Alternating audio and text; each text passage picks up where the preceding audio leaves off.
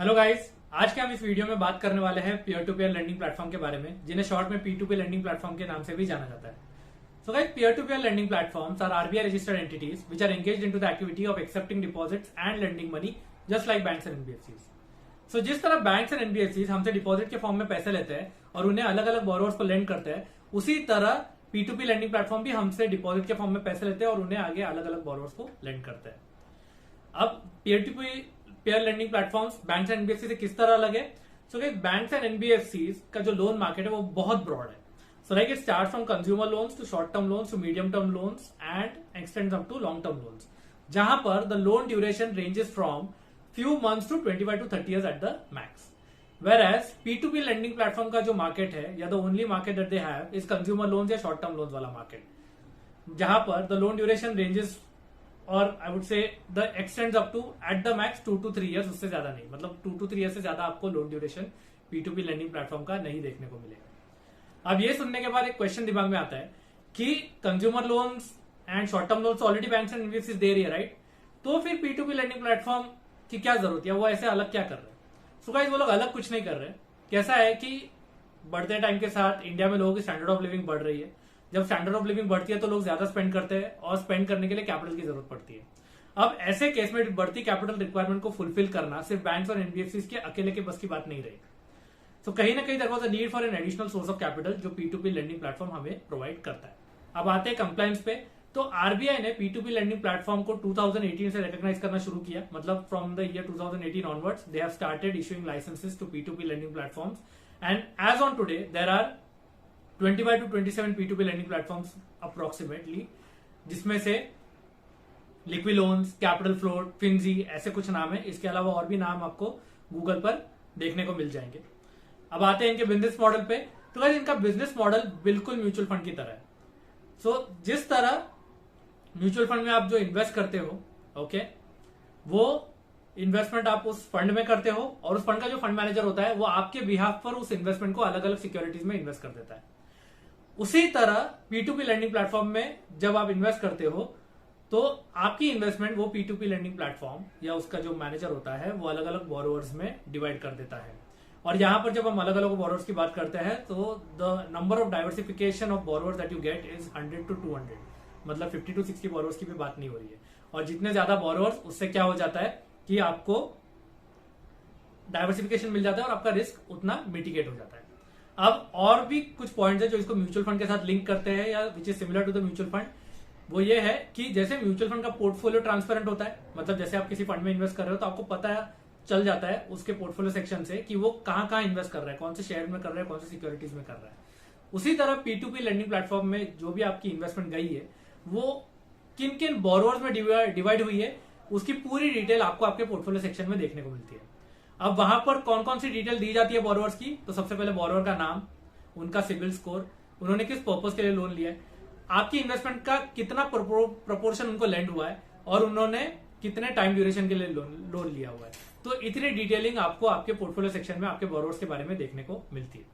अब third point जो उनको लिंक करता है म्यूचुअल फंड से वो ये है कि म्यूचुअल फंड जो है वो ट्रस्ट मोड में काम करता है। इसका मतलब ये कि अगर आपने किसी म्यूचुअल फंड में इन्वेस्ट किया है, वो कल उठ के अगर बंद भी हो जाता है तो डरने की कोई बात नहीं होती, बिकॉज उसका जो ट्रस्ट होता है वो आपको आपके पैसे रिकवर करके दे देता है। उसी तरह P2P लैंडिंग प्लेटफॉर्म में भी जब आप इन्वेस्ट करते हो तो हर P2P लैंडिंग प्लेटफॉर्म का एक ट्रस्टी बैंक होता है। वो बैंक कल अगर उठ के वो P2P लैंडिंग प्लेटफॉर्म बंद भी हो जाएगा तो भी वो ट्रस्टी बैंक आपके सारे पैसे बोरोवर से रिकवर करके आपको रिटर्न दे देगा। तो ये कुछ पॉइंट्स है जो इसको सिमिलर बनाता है म्यूचुअल फंड्स के साथ। अब आइए बात करते हैं बेनिफिट्स के बारे में कि अगर आप P2P लैंडिंग प्लेटफॉर्म में इन्वेस्ट करते हो तो आपको किन किन बेनिफिट्स का फायदा मिलेगा, क्या क्या आपको बेनिफिट्स मिलेंगे। सो गाइस, सबसे पहला और इंपॉर्टेंट बेनिफिट जो हर इन्वेस्टर देखता है वो ये है कि रेट ऑफ इंटरेस्ट। अगर आप कहीं भी एफडी रखते हो तो आप रेट ऑफ इंटरेस्ट कंपेयर करते हो, तो P2P लैंडिंग प्लेटफॉर्म जो आपको आपकी एफडी पे रेट ऑफ इंटरेस्ट देता है वो बैंक्स और एनबीएफसी के रेट से कई ज्यादा होता है। मतलब अगर आप 1 year एफडी बैंक में रखते हो तो आपको 5.5% तक 5 या 5.5% तक रेट ऑफ इंटरेस्ट मिलेगा एट द मैक्स। वही एफडी अगर आप एनबीएफसी के पास रखते हो like Shriram transport, Bajaj Finserv and all, तो वहां पर आपको 1 year के एफडी पर 6.5 to 7% तक मिलेगा। बट अगर आप वही एफडी P2P लैंडिंग प्लेटफॉर्म के पास रखते हो तो आपको 1 ईयर के एफडी पर एटलीस्ट 8.5 to 9% तक का रेट ऑफ इंटरेस्ट मिलेगा। अब आते हैं टाइम ड्यूरेशन पे। जिस तरह बैंक एंड एनबीएफसी का टाइम ड्यूरेशन फ्लेक्सिबल होता है, आई वुड से बैंक का ज्यादा फ्लेक्सिबल होता है because they offer you 45 days 90 days का भी पीरियड फॉर डिपॉजिट। उसी तरह P2P लैंडिंग प्लेटफॉर्म का भी टाइम ड्यूरेशन जो है डिपॉजिट का फ्लेक्सिबल है। In fact I would go one step further which P2P lending platform से कि कुछ P2P प्लेटफॉर्म्स आपको जीरो लॉक इन पीरियड का भी ऑप्शन देते हैं।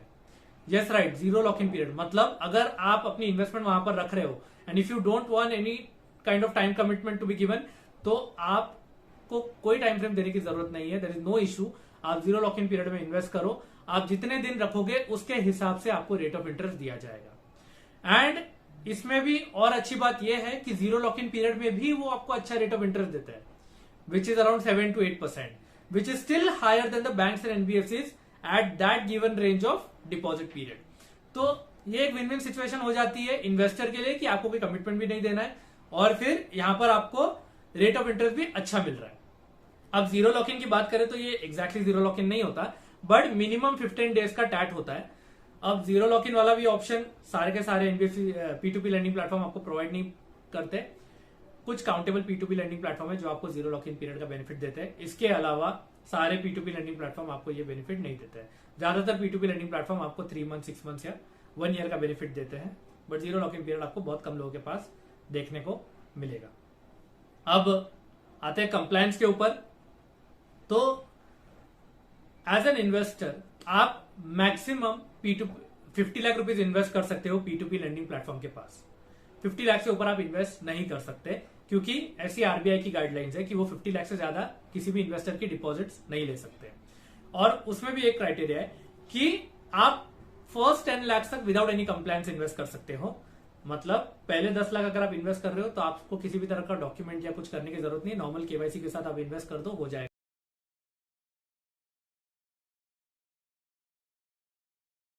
बट अगर आप 10 लाख से ऊपर इन्वेस्ट करते हो तो फिर आपको अपना नेटवर्थ सर्टिफिकेट देना पड़ेगा which is duly signed by chartered accountant. तो नेटवर्थ सर्टिफिकेट देना पड़ेगा मतलब आपकी नेटवर्थ कितनी होनी चाहिए, तो आपको 50 लाख का नेटवर्थ सर्टिफिकेट देना पड़ेगा। नेटवर्थ मतलब होता है एसेट्स माइनस लायबिलिटीज, कि आपके पास आपकी सारी लायबिलिटीज निकालने के बाद जो आपका एसेट है, जो आपकी खुद के आपके जितने भी एसेट है उनकी वैल्यू 50 लाख है। तो आप 50 लाख का आपका नेटवर्थ है, ये आपको सर्टिफिकेट देना पड़ता है। अगर आपके पास आप वो सर्टिफिकेट नहीं देते हो तो आपने जो भी 10 लाख से ऊपर इन्वेस्ट किया ये आपको आपके अकाउंट में रिफंड कर दिया जाएगा विदाउट एनी प्रायर इंटीमेशन। मतलब आपको वो वार्निंग देंगे कि आप सबमिट करो। ज्यादातर P2P लैंडिंग प्लेटफॉर्म आपको 15 days to 1 month का टाइम देते हैं आफ्टर इन्वेस्टमेंट। अगर आप उस टाइम फ्रेम में नहीं करते हो तो आपको आपका पैसा 10 लाख से ऊपर का जो भी है वो रिफंड कर दिया जाएगा। आप जब इनमें इन्वेस्ट करते हो तो ये आपको इंटरेस्ट में पे आउट वाला भी ऑप्शन देते हैं, एट द सेम टाइम आपको क्यूमुलेटिव वाला भी ऑप्शन देते हैं। अब जैसे मैंने कहा कि इनको 10 लाख से ऊपर की इन्वेस्टमेंट विदाउट एनी 10 लाख से तक की investment without any compliance allowed है। तो आपका अगर इन्वेस्टमेंट 10 लाख से ऊपर जा रहा है with interest, I am saying, अगर क्यूमुलेटिव मोड में आपने इन्वेस्ट किया है और अगर आपका इंटरेस्ट के साथ अमाउंट 10 लाख से ऊपर जा रहा है तो ऑटोमेटिकली 10 लाख से ऊपर का जितना भी इंटरेस्ट है वो आपके अकाउंट में पे आउट हो जाएगा। मतलब आप उसको क्यूमुलेटिव मोड में कंटिन्यू नहीं रख सकते। तो गाइज ये कुछ ऐसे पॉइंट्स है जो मुझे आपको हाईलाइट करने थे P2P लैंडिंग प्लेटफॉर्म के, और ये बहुत एक बेस्ट ऑप्शन है स्पेशली आज के टाइम में जहां इन्फ्लेशन रेट बढ़ते जा रहा है। सो यू ऑब्वियसली वांट कि आपकी जो भी इन्वेस्टमेंट हो वो आपको इन्फ्लेशन बीट करने में मदद करे। और P2P लैंडिंग प्लेटफॉर्म का जो मैंने आपको इंटरेस्ट रेट बताया है वो अभी भी इस बढ़ते इन्फ्लेशन में भी it is still higher than the inflation rate. So ऐसे केस में बैंक्स और एनबीएफसी जहां इन्फ्लेशन को बीट, उनके रेट जहां इन्फ्लेशन को बीट करने में थोड़ा स्ट्रगल कर रहे हैं, वहीं पर P2P लैंडिंग प्लेटफॉर्म के इंटरेस्ट रेट आपको इन्फ्लेशन को बीट करने में मदद कर रहे हैं। तो गाइज आप इस ऑप्शन को एक्सप्लोर कर सकते हो, बट एक डिस्क्लेमर है कि आप जिस भी P2P लैंडिंग प्लेटफॉर्म में इन्वेस्ट करें आप उनके बारे में अच्छे से जान ले कि उनकी इन्वेस्टमेंट किस तरह है, उनके एनपीएस क्या है, क्योंकि जैसे बैंक्स और एनबीएफसी के एनपीएस होते हैं, इनके भी एनपीएस होते हैं। तो जिनके एनपीएस सबसे कम है थोड़ा रिसर्च करिए कि कैसे जब मार्केट डाउन होता है या रिसेशन होता है या जैसे कोविड पीरियड रहा है तो उस वक्त में भी किन के बोरोवर्स ने डिफॉल्ट नहीं किया है, अगर उस पीरियड में भी जिनके एनपीएस कम है तो वो उनकी क्रेडिबिलिटी ज्यादा अच्छी है, मतलब उनके डिफॉल्ट होने का चांस बहुत बहुत बहुत कम है। सो आई होप आपको ये वीडियो अच्छी लगी हो और इन्फॉर्मेटिव लगी हो और आपको मैंने एक न्यू एसेट क्लास के बारे में बताया हो। और अगर आपको इसके रिलेटेड कोई भी क्वेश्चन है तो आप मुझे डीएम कर सकते हैं या आप इसके कमेंट सेक्शन में डाल सकते हैं, तो I will be more than happy to help you out. So thank you, will see you next time.